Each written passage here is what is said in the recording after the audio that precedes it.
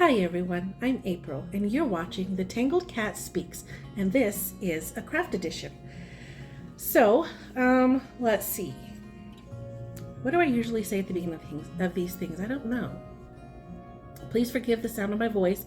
I am coming out of a summer cold and my throat sounds funny. Nothing hurts anymore. I'm fine, but my voice sounds weird.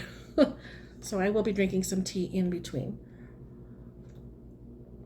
This is just some unsweetened oolong, nice and warm for my throat.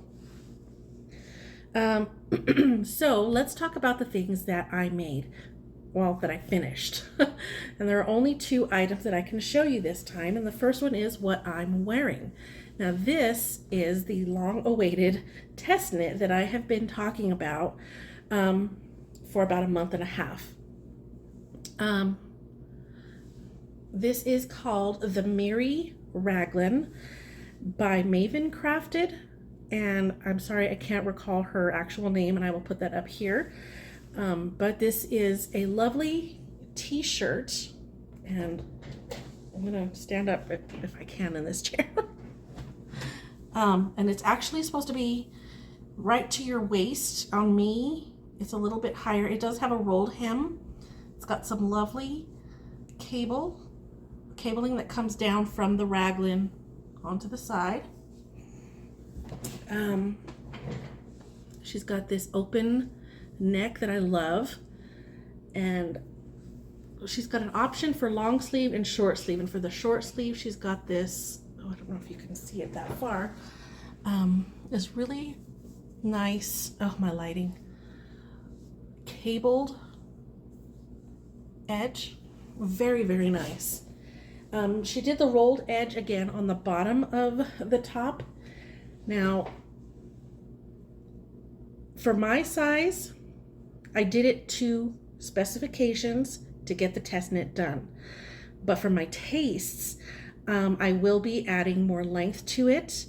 And I don't think I'm going to keep the rolled hem. I don't particularly like how that looks for me. And I want to do this cabled detail that she had on the short sleeves. I think on the long sleeves it was just a ribbed cuff, but I want to do this detail on the bottom hem as well, so I am going to need to add some length. Now I did three different colors. I'll put up the colors here to show you what they were. They were some Pandia's Jewels yarns that I had for years, and maybe about 3-4 years. I don't think quite 5. Anyway, they had similar colors in them, but they were very different, so I ended up kind of having to do some helical knitting. Now I started off here with just the one color, and I completely used that up, but what I did was I did the one color to about here, because there's a point where the design goes from flat to in the round, and that's when I added the second color. This is what I have left of that second color. But at that point I started doing the helical knitting with just the two colors, and then when I split for the sleeves is when I added the third color, which this is what I have left over so far. And I just kept going with the 3-color helical knitting until I was completely done with the one color, the first color, and then continued going, thinking I was going to keep going until I finished the second color, but I actually finished it to specifications with both of these colors left over. So what I'm going to do is I'm going to undo the rolled hem. I guess it would be rolled. It's just stockinette and then bound off. It's not like a folded hem. But I'm going to undo that, bind off, and add these colors back in and continue with the helical knitting. And then when this one runs out, if I'm not to the length that I want, I have this other color, and it's going to be a very shocking, stark difference because it's much darker. But I'm going to start doing this. I think I'm going to end up doing this more as a fade though when I start getting into this one. I'm not sure. I don't know how I'm going to handle that, but it's going to be at the bottom of the sweater. I don't care. And then whatever's left after I get my length, this will be what I use for the cable detail, I hope. I wish I had another one that was more of a gray base with the speckled colors, because this one is definitely a purple base with speckles, but I don't have anything else that's even close. So this is what I'm going with, which is fine. I think it's going to still be very pretty and it's very comfortable. The only thing, like I said, I don't like is the length. But I love it very much. It's very easy to wear, very comfortable. The instructions were very easy to follow. I had a really, really, really good time with it. So that is my Mary Raglan that I did as a test knit. The other thing that I worked on, and if you follow me on Instagram I am the Tangled Cat. You might have seen some progress on these socks. These socks I did with, and I'll put up a couple of pictures here as well. I had 10 colors of some 75-25 fingering weight, different dyers, and 10 different colorways. And they were all about 10 grams. Excuse me, my throat is very, very dry. So they were all about 10 grams. So what I did was I kind of spread them out on the table, and at random I would pull random lengths and tie it, cut it off, tie the next random length of a different color till I went through all 10. Then I would start the 10 over, but in a different order, and just kept doing random lengths. Some are going to be much shorter, some are going to be much longer, some of them look quite similar as far as length goes. But I was trying to make it as random as I could without duplicating colors or having the same order of colors, if that makes any kind of sense. But what I did was I got a pattern years ago from Louise Roberts of Biscotti Yarns, I believe it's called. And there was a pattern called Viper's Tongue. And that pattern has you knitting only on half the number of your stitches for your sock. And you're knitting flat, going down, and then under the heel, under the bottom of the foot, over the toe, and up the top of the sock. And you're kind of joining as you go along. Very, very fun design. But with hers, she's got some, on the front of the leg, she's got some texture patterning, and the whole colorway, the whole sock is supposed to work with Biscotti Yarns colorways, where the back and the bottom and the toe of the sock are in their self-striped kind of colors, and then there's a semi-solid for where she's got the different patterning in the front. And it's super fun, and I loved making that sock, but this time I wanted to do something really, really funky. So I did my ball, and I ended up with about 108 grams or so, maybe a little less. Because like I said, most of them were 10 grams, some were a little bit more, some were a little bit less, but it ended up to be about 108 grams. I ended up with 11 grams left, so for the whole pair of socks, I used 97 grams, which is a lot for me because I normally, for my size and the desired leg length, I usually use about 75 grams. So these socks are much longer than I would normally do. But I also did it on a smaller stitch count and a smaller needle. A higher stitch count, smaller needle. I used a 1.25 millimeter set of needles, which I usually use the 1.5. And I did an 84 stitch, total 84 stitches for this sock, where I usually only do 64. So I added 20 stitches, and then just so that I could have, because I was using a smaller needle, and I used a smaller needle because I couldn't find my other ones. So that's the whole point. And for some reason, knitting flat ended up making the width tighter, which is because I originally went only to 72, from 64 to 72, but it was still not wide enough. They just weren't going to go around my leg. And I don't know, it might be the size of the needle, but I think that knitting flat as opposed to knitting circular on a 9-inch circular needle really affected my tension. So these came out much tighter, which is fine. The tighter your tension in your socks, the better they're going to wear. They're going to last longer. So it was fine. So I just ended up with a lot more stitches, which ended up me using a lot more yarn. Now the hard part about this is trying to figure out how long I wanted the leg, because I also know that when you knit back and forth, it wants to stretch widthwise. And when it stretches widthwise, you kind of lose a little bit of the length. So, that's just the nature of the fabric. When it pulls this way, it shrinks just a little this way. So I made these kind of long, thinking, well, they're going to have to go around my legs.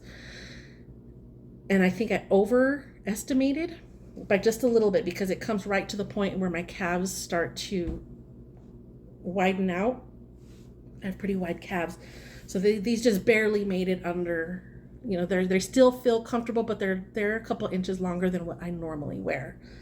But it worked out, and I'm so thankful. So this is what they turned out like. And I didn't try at any point to make these look like twins, obviously. I wanted them to be as completely funky and random as possible.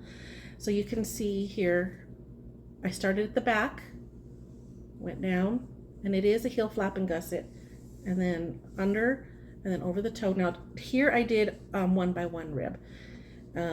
So I modified this pattern quite a bit, but the basic construction is the same. But you can see how it kind of flows. You're knitting in this direction as opposed to all the way around, and it's super fun. I had fun watching the colors change and seeing how, I was hoping, and it turned out for the most part, the colors didn't line up exactly. And I also didn't have a lot of the same size blocks lining up. I did have that a little bit here, but not very much on this one. And I love how, see right here, you can see where the color changes are they kind of lined up right here. But I mean, I think that's the only one. Other than that, it's all pretty offset, and I love it. I love it, I love it, I love it. Now, as for the yarns themselves, I don't remember the names of some of these colorways. Let me try this one.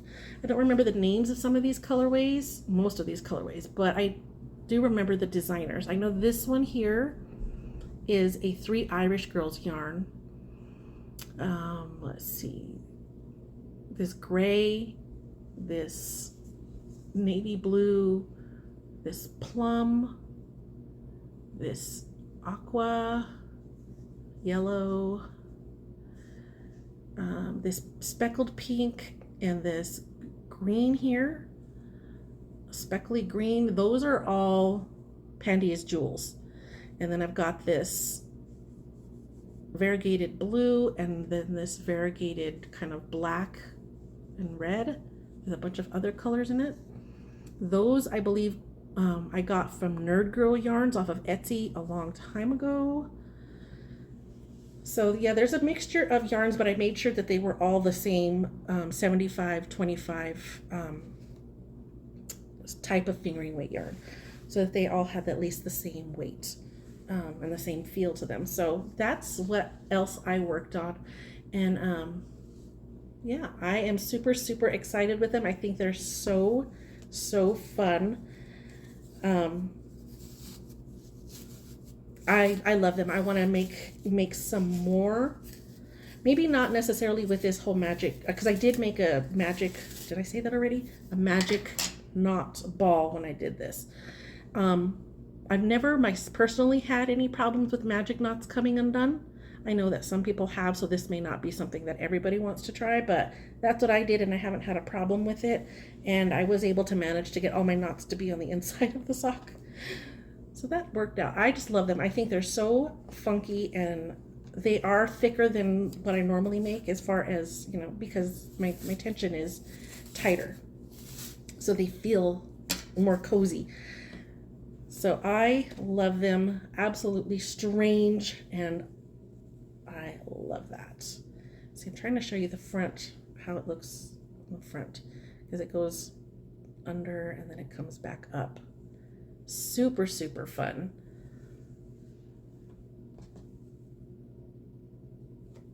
Had a blast with these. So again, the basic sock pattern, the construction that I used was the Viper's Tongue by Louise Roberts of Biscotti Yarn. And those are the only two things that I finished. I am working on a lot of things. I started a whole bunch of things because I got startitis, but I haven't really sat down to work on a whole lot. So one of the things that I have, like, that's right here to hand right now, this is some yarn that I got. It's actually 3 different yarns that I bought at different times. One of them is a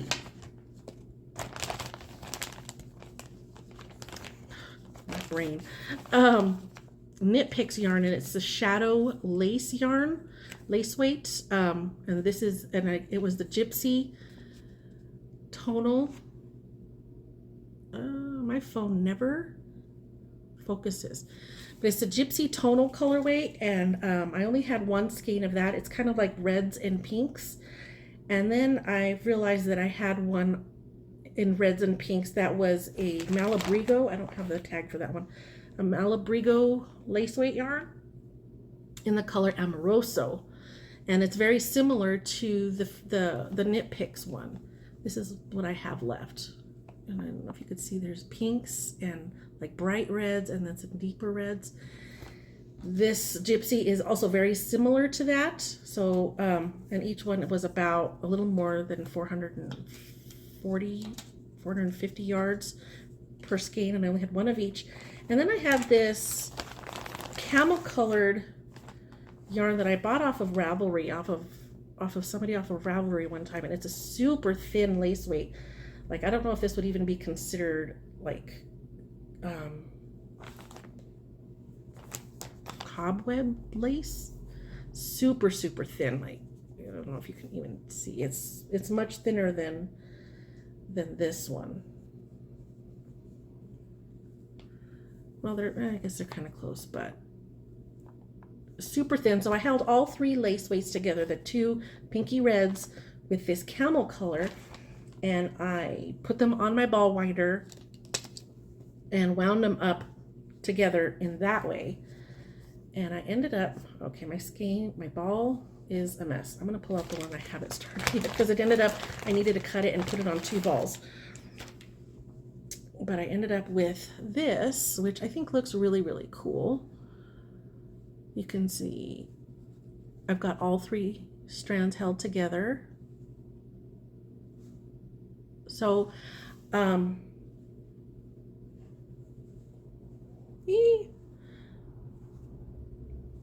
curious to see how this is going to knit up, because I'm hoping that it's going to look more, I wound them together so that I could in the hopes of getting it to look more uniform in color, because a lot of times when you hold multiple strands together, sometimes one tends to want to stand out more than the others. And I know that since I have the one camel color against the 2 reds, that camel color is going to want to fight for dominance. And so far I did start a shawl. I don't remember the name of it, but I'll talk about that next time. So I did start a shawl, and you could see it doesn't look like I'm not getting patches. I don't know if you can tell. It doesn't look like I'm getting patches of the tan. It looks like it's kind of evenly spreading itself out. So that's good so far. We'll see. Now this is going to be a heavily laced shawl. These 3 strands together kind of makes a DK weight, but it's going to be highly lacy. So we'll see how that works out. I don't think that the colors, the multiple colors in this blend of yarns that I'm using is going to detract from the lace at all. I think that the lace is going to actually help the colors kind of look more uniform. I'm hoping. I don't know. I'm just kind of winging it as we go, but I've been wanting to work. I've had this caked up for a couple of years now, and I've had it in a plastic bag, knowing that I was going to do something with it, and then finally I'm like, I want to do something with it. So I got started. My problem is I only have this 12-inch length, 12 or 16 length needle in size 8. So I need to get myself a longer size 8, but that's going to be a while. But that's what I started. That's what I'll probably be working on next. I know last time I mentioned that I was probably going to go through and update some of my other patterns. I did update the shrug, where I told you I needed to kind of bring in some of the sleeves up a little bit. And I did do that one, but I haven't worked on the other ones yet. I've been really into reading lately, and then like I said, most recently I've been a little bit sick, so I haven't done any of that kind of stuff as much as I normally do. But that's what I got for this time, and I'm glad you came to spend a few minutes with me, and I hope to see you again next time. Thanks. Bye-bye.